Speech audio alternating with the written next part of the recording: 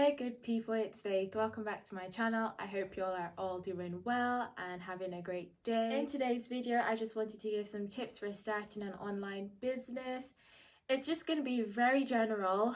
I think maybe in the new year, I will do some sort of in-depth, step-by-step how to start your own business for what I did. But for now, I'm just doing a general how to start your own business. If this is something that you're interested in, or you're thinking of starting your own business, or you just want to watch the video, by all means stick around. Make sure you click the like button, subscribe to my channel and watch the video so that you can find out the tips. Oh, let's get into the tips, guys. So tip number 1, you need to do your research. Research. I'm saying it 3 times so it can stick with you. You need to be able to think, what is the target audience you would like this business to reach? Think about your interests. Think about what field you would like to go into. So would you like to do cakes? Would you like to do jewellery? Would you like to do clothing? Would you like to do trainers? I don't know. The choices are endless, guys. First thing you need to do is pick a niche. Pick a sector to go into and then follow through. So in that, you need to think of the target audience, so your ideal customer. Would you like to cater for men? Would you like to cater for women? Would you like to cater to both? And then when you think of that, you need to niche down. So what type of person would you like? Would you like someone that is rich, or would you like someone that is working class? Would you like someone that is young? Would you like someone that is old? And then in that, you need to get a bit more specific. So are you targeting Gen Z? Are you targeting millennials? Are you targeting middle-aged people? Are you targeting the elderly? Are you targeting babies? Your product might not even be to do with humans. You might be targeting pets. Are you specifying your product to dogs? Are you specifying it to horses? Just have to be specific and niche down. It just helps in thinking who your ideal customer is, and then it will help you with everything else. So the branding and the price points. That's why I'm stressing this point, as they will dictate everything else for your business. And you need to make sure that you nail this part on the head. So for me, I was doing jewellery. So you have to think of the style of jewellery that the person would like, the colour of the jewellery. So right now, I mainly do gold jewellery. These are the sort of things that you need to think about. So tip number 2, you need to ensure that once you think of the target market you're trying to reach out to, you need to source your product. Source your product means sourcing your product well. There are many different ways to source the product. So are you offering a service? So let's say you are young and you're thinking, I would like to start a car business where I do car washing for people in the neighborhood. These are people that see me every day and they know me. I would like to do this thing, or I would like to buy a bike, so I'm going to go and wash their cars. You have to think how many cars you need to wash in order to get your bike, number 1. Because you need to think of the equipment that you're going to require. So think about the price of your materials and the materials that you're going to need. Then think, will I need branding? So for someone that's going to start a car wash, this might be someone that is in school and they might make a poster and they might put it through people's letterboxes. However, if you're trying to start an online business, or you're trying to start a shop or a boutique of some sort that has a physical store, your branding is going to need to be a bit more sophisticated. You need to think, will I be advertising and branding on social media as well as on my store? Or will I just have an online presence or a physical presence, basically? Your branding needs to be cohesive with your product, so it needs to be relevant. You can't be selling a bike, so you can't be selling like activity gear, but be advertising a cupcake. Those things don't go together, you understand what I mean? So it needs to be quite cohesive. So like I said before, you need to think of the styles. Is your product going to be high quality and very luxurious, or is it going to be vintage? Is it going to be homemade? Is it going to be something that is affordable, that has both the quality factor and the longevity with added affordability? Also think about, if you're buying this product and you're going to be selling it on, you need to be able to leave room for your profit. So that all of these things need to be considered when you're sourcing your product. You can't just think, oh, I've seen this bag for £5, I'm going to purchase it and then I'm going to sell it for £10. Because if you don't consider everything else, these points that I've just listed, you're not going to be making any profit because you didn't think of the branding before, you didn't think of how you're going to market it, you didn't think of your target audience. Will your target audience even be able to afford £5 for a bag or £10 for a bag, let's say? So you have to think of these things very early on in the planning process.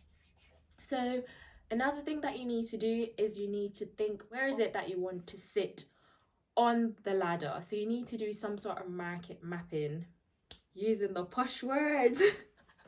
So when you make a market map, think of the affordability. So at the top, let's just say it's a quadrant, yeah?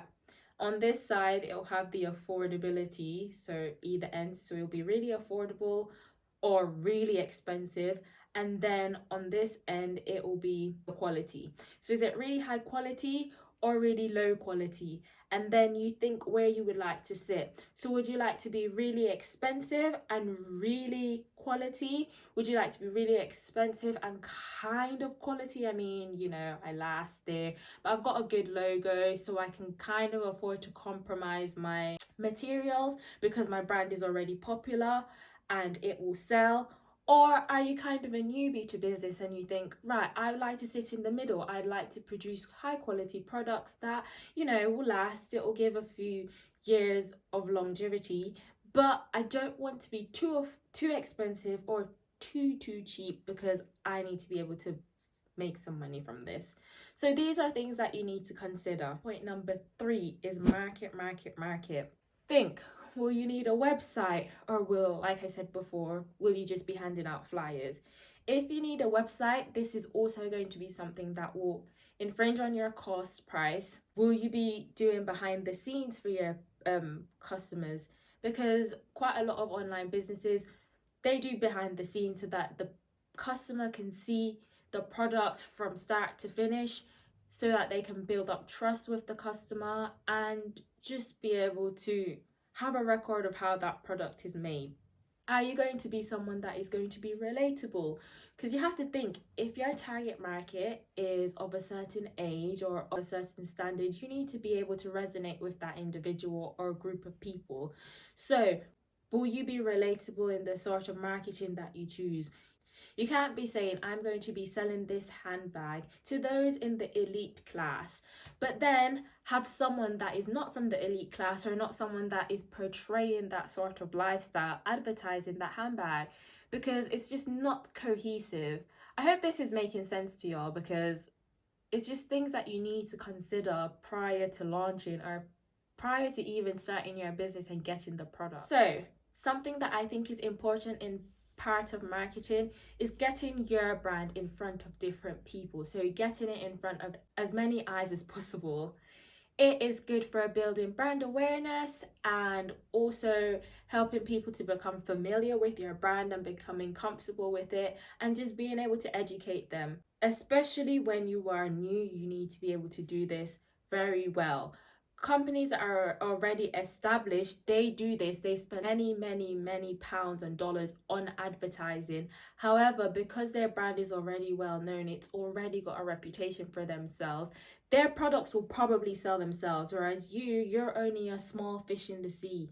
You need to be able to think, I need to get my brand in front of as many eyes as possible so that people can start giving me feedback. Different things appeal to different people, and what someone likes, so what you think was actually your target market might not actually be your target market, because your target market might not even like your product. So I think it's important to do some market research in the early stages, become an expert so you're able to educate people, and utilize social media. It's there for a reason.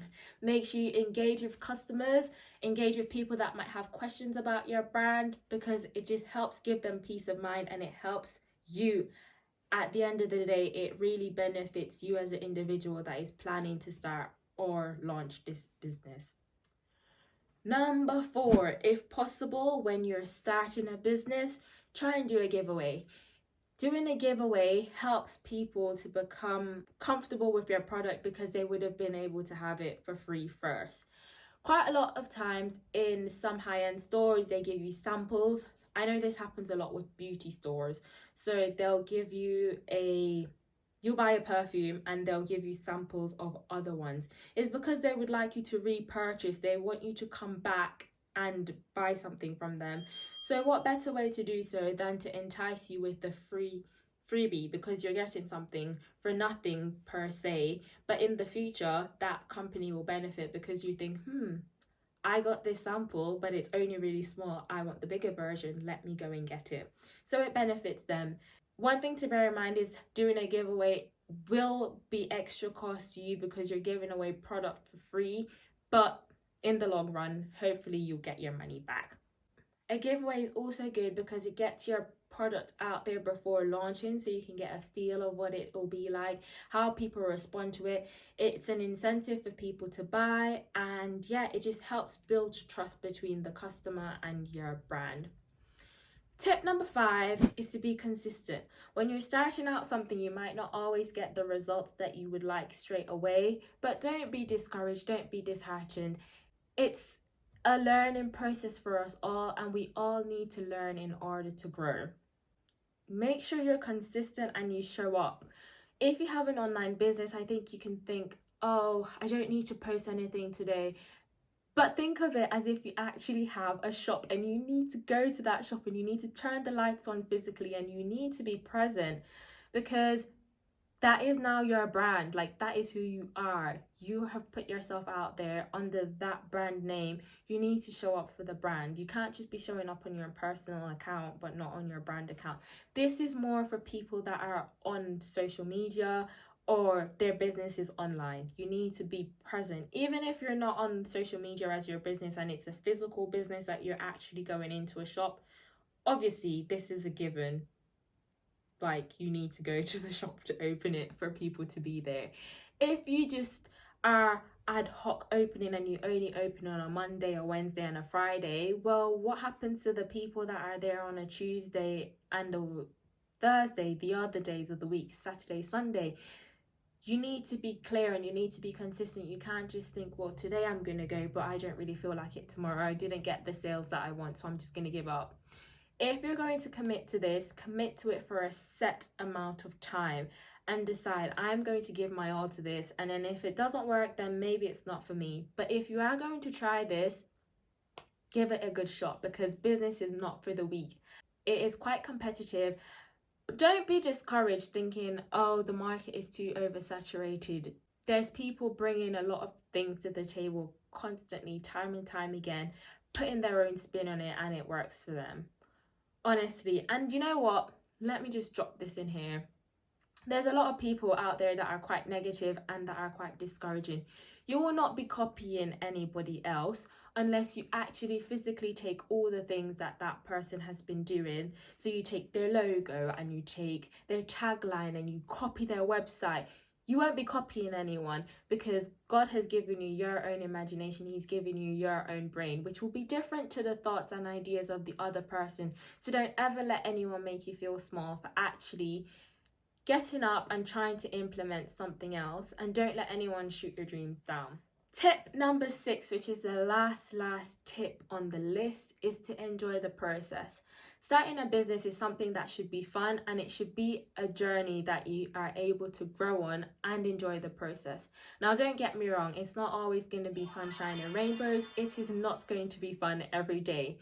Some days you're not going to make any sales, and some days you are going to make loads of sales.